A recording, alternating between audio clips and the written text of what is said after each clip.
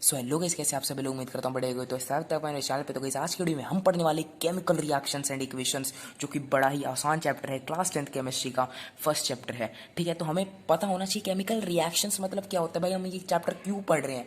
ठीक है, तो मेनली इसका मतलब जो होता है, केमिकल रिएक्शन कुछ ऐसे प्रोसेसेस होते हैं जिनमें एक नया सब्सटेंस और एक नई प्रॉपर्टी के साथ लेकर फॉर्म होता है, यानी कि ये केमिकल चेंजेस होते हैं। क्या होते हैं केमिकल रिएक्शंस? क्या होते हैं?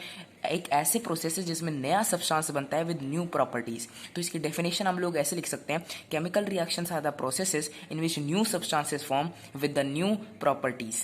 ठीक है, तो हम इसका फ्लो चार्ट बनाएंगे, जैसे वैसे वैसे आपको भी करना है। ठीक है, अपन को वैसे वैसे ही करना है जैसे मैं कर रहा हूँ। ठीक है, तो फर्स्टली हम लोग ब्लैक पेन यूज कर लिखेंगे बीच में केमिकल रिएक्शंस, केमिकल रिएक्शंस। तो आप इसको सर्कल करो भाई। फ्लो चार्ट में पढ़ोगे तो बहुत ज़्यादा छोटे छोटे नोट्स बनेंगे और बहुत ज़्यादा आसानी से रिवाइज बहुत जल्दी हो जाएगा।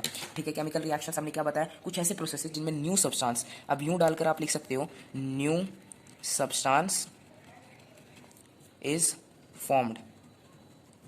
ठीक है, न्यू सब्सटेंस इज फॉर्म्ड। फिर नीचे हम लिख सकते हैं विद द न्यू प्रॉपर्टीज। ठीक है, तो अगर ये न्यू प्रॉपर्टीज लेके फॉर्म हो रहा है तो कौन सा केमिकल चेंज होगा, फिजिकल चेंज होगा? तो ये हमारा होगा केमिकल चेंज।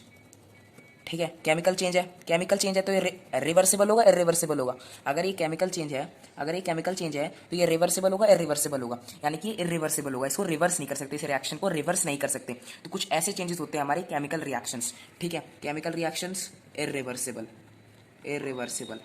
ठीक है, थोड़ा राइटिंग के साथ वो करना भाई, मेरी राइटिंग इतनी सुंदर है नहीं, पर मैं आपको बोल बोल के बता रहा हूँ, तो साथ साथ आप अपने नोट्स वगैरह जो भी है बनाते हुए चलना। ठीक है, फिर हम पढ़ेंगे अब जैसे हम जो भी केमिकल रिएक्शंस लिखते हैं, यानी केमिकल इक्वेशंस लिखते हैं, वो कैसे लिखते हैं? वर्ड की फॉर्म में लिखते हैं। जैसे मैग्नीशियम, मैग्नीशियम ये आपकी क्लास की पहली जो रिएक्शन है, जो इक्वेशन है, ये वाली है।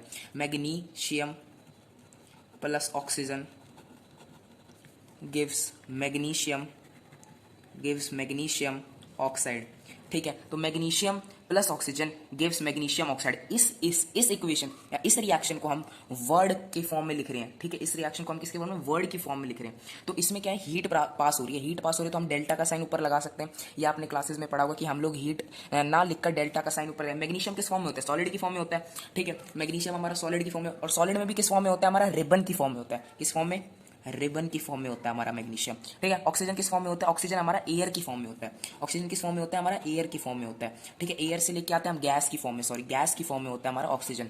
ठीक है, ठीक है, मैग्नीशियम ऑक्साइड एक व्हाइट पाउडर बनता है, व्हाइट पाउडर, व्हाइट पाउडर बनता है मैग्नीशियम ऑक्साइड। क्या बनता है? एक व्हाइट पाउडर बनता है मैग्नीशियम ऑक्साइड। तो ये भी क्या हो गया? ये सॉलिड हो गया, ये सॉलिड हो गया। जब भी हम एक ऐसी लिखते हैं, एक वर्ड लिखता है या वर्ड प्रॉब्लम जो भी हमारा ये रिएक्शन है वो लिखते हैं, तो इसको हमें मेनली ध्यान रखना है कि इसमें हमें ये लिखना पड़ेगा कि ये रिबन की फॉर्म में, यानी कि ये सॉलिड की फॉर्म में है।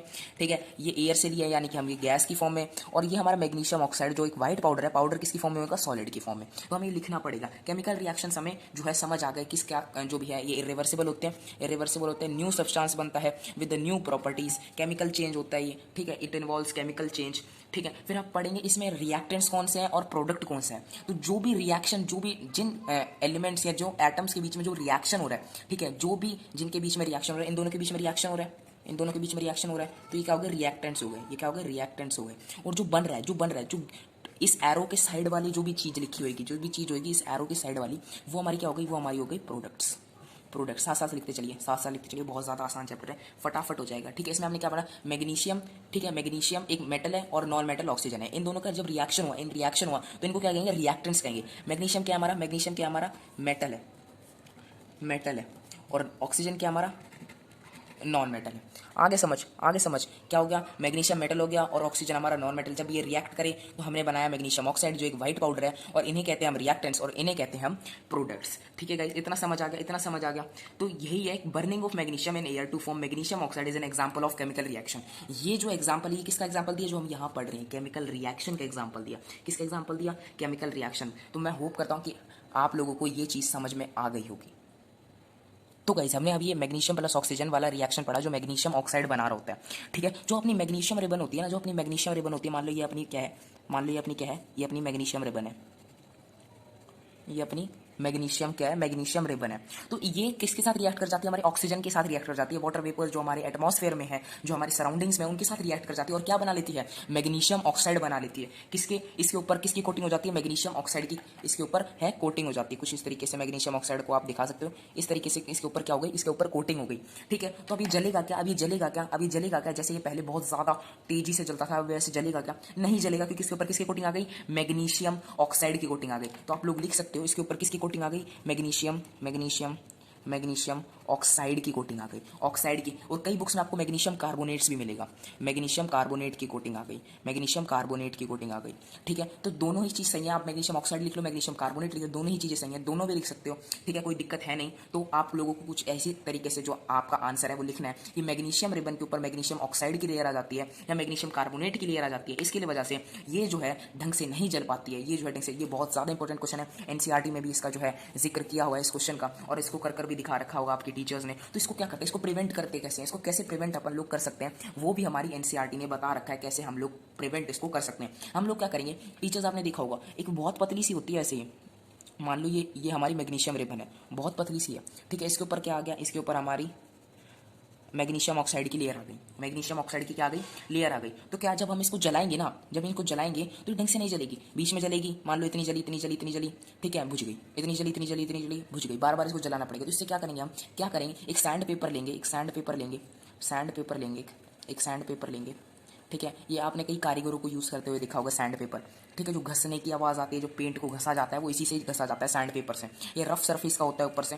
ठीक है, तो इसके ऊपर से हम मैग्नीशियम रिबन की ये कोटिंग जो है मैग्नीशियम ऑक्साइड की घस घस के हम लोग निकाल देंगे, जिससे कि जो हमारी मैग्नीशियम रिबन है वो बिल्कुल क्लीन हो जाएगी और वो पहले जैसी जलेगी जैसे पहले अपन लोग की जो मैग्नीशियम रिबन है जल रही होगी। तो अपन लोगों ने एक पेज जो है एनसीईआरटी का लगभग कंप्लीट कर दिया है। ठीक है, लगभग कंप्लीट कर दिया है। कुछ इसकी डिब्बे में एक्टिविटीज़ भी दी हुई हैं, वो आप लोग जाकर देख सकते हो, वो आप लोग जाकर देख सकते हो, उसको जरूर पढ़ना, क्योंकि सीबीएसई बहुत बार पूछता है, वो बहुत बार पूछता है। तो अपन लोग जल्दी जल्दी से इस चैप्टर को खत्म करने वाले हैं। ठीक है, अब हमें पता कैसे चलेगा कि यार ये केमिकल रिएक्शन हो रहा है, हमें पता कैसे चलेगा कि ये केमिकल रिएक्शन हो रहा है, क्या क्या हमें ऑब्जर्वेशंस दिखेंगी। जो ऑब्जर्वेशंस दिखेंगी ना, वो सारी एक रिएक्शन में नहीं होती है, वो सारी एक रिएक्शन में नहीं होती है। ठीक है, तो हम सारी कुछ कुछ रिएक्शंस अगर कर देखें, तो टीचर्स ने भी करवाए होंगे आपसे लैब में, तो सारी आपने देखी नहीं होगी कि क्या क्या कैरेक्टरिस्टिक्स अभी आपको बताऊं, आपको देखना, अगर आप अभी लैब करो इसका, अब लैब में जाकर ये जो एक्सपेरिमेंट्स हैं ये करो, तो सारी जो ये आपको कैरेक्टरिस्टिक्स हैं ये देखने को नहीं मिलती हैं। ठीक है, अब पढ़ने वाले हैं कैरेक्टरिस्टिक्स, कैरेक्टरिस्टिक्स